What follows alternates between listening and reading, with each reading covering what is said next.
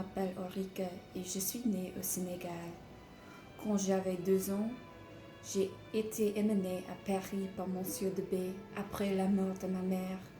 Cependant, Madame de B est devenue ma nouvelle mère, ma vraie mère. Elle m'a donné une bonne éducation. J'ai appris beaucoup de langues, de l'art et de musique. Elle pensait que c'était important pour une fille comme moi dans sa société d'avoir une éducation comme ça. J'apprenais toujours et j'étais souvent heureuse. J'avais une bonne famille avec Madame de B et Charles. Oh Charles, il était l'amour de ma vie. Nous nous disons tout. Je grandissais avec lui. L'amour, la sécurité et le bonheur étaient entre nous toujours. Un jour, il y avait un bal pour moi. J'étais très ravie. Toutes les personnes dansaient. Il y avait une danse pour moi de mon pays de naissance. Je connectais avec la musique et les rythmes. Je pensais que les jeunes m'aimaient, mais non. À ce moment, je ne comprenais pas la situation vraie. J'étais une blague pour eux. Ce n'est pas que plus tard, quand j'ai entendu la conversation entre Madame de B et la marquise, que j'ai compris. Mon éducation, ma connaissance, mes manières et ma maison n'étaient pas d'importance. J'étais noire et dans la société, je n'étais pas digne. Pendant beaucoup de jours, je pleurais dans ma chambre. Je réalisais que mon esprit et ma peau étaient différents.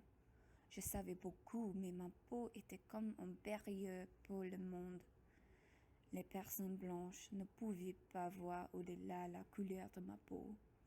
Je ne pouvais pas s'échapper. Ma peau commençait à être une prison pour moi. La révolution commençait.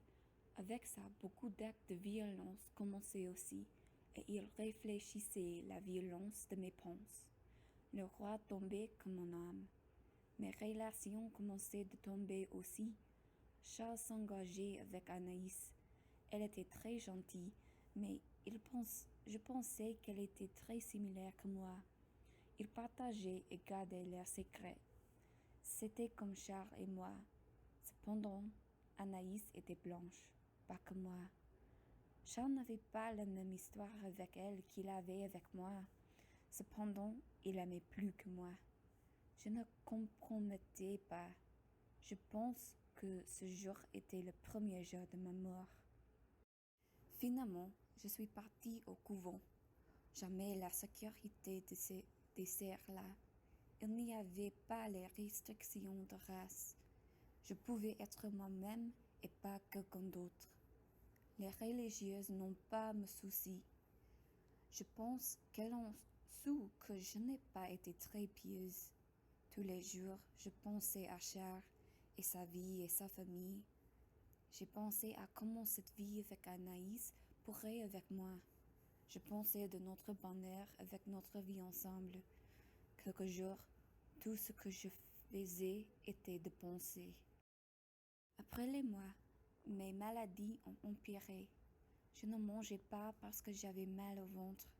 Je ne dormais pas parce que j'avais les pains dans tout mon corps. Aussi, je ne pensais pas parce que j'avais mal à la tête. Les jours sont passés sans remède. Quand le docteur est arrivé, j'ai su qu'il n'espérait pas trouver une femme noire. Pour un moment, j'étais la petite fille que j'étais pleine de tristesse à cause de sa peau. Pour un moment, je n'étais pas Ulrika, j'étais une personne noire. Cependant, il s'est corrigé et il est devenu un docteur encore. Ça a été la première raison que j'ai lui dit mon histoire. Il savait que j'étais une vraie personne. J'ai voulu qu'il sache mon histoire et mes sentiments et toutes les choses qui se passaient. Je savais que mes symptômes commençaient avec la haine pour moi-même et ma peau. Je voulais dire mon histoire au docteur si une personne qui pouvait comprendre ma situation, au moins un peu. Après que j'ai su qu'une personne connaissait mon mal, je pouvais mourir. Avec chaque mot, j'ai pu sentir la haine échapper mon corps. C'est la haine à ma peau, à la société, à Madame de B. à la marquise, au monde et aux dieux. Avec chaque mot de mon histoire, j'ai gagné mon liberté. Je n'étais pas une esclave. J'étais libre. J'étais Orica. Je souffrais pour la plupart de ma vie.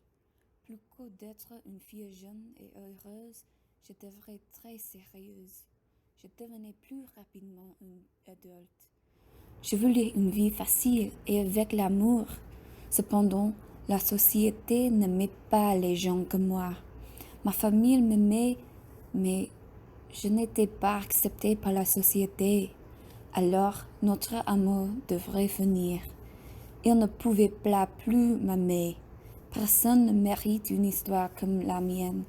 Alors, oubliez la race, oubliez les préjugés et soyez gentils avec tout. Tout le monde mérite d'être aimé. C'est mieux d'aimer que d'haïr.